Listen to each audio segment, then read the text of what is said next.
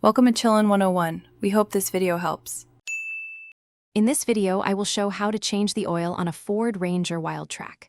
First, park on level ground and set the parking brake, then let the engine cool.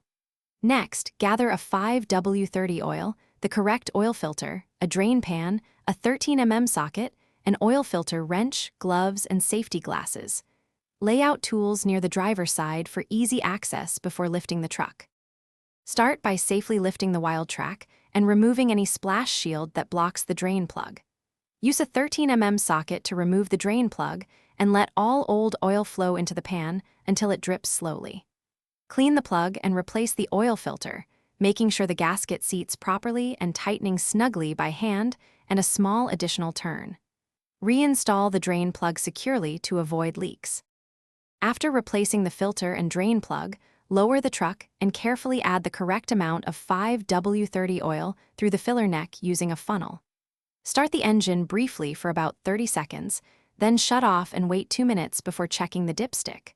Top up is needed until the level sits between low and full. Finally, inspect the area under the truck for leaks and safely recycle the used oil and filter. Thanks for watching. Consider subscribing if we helped you.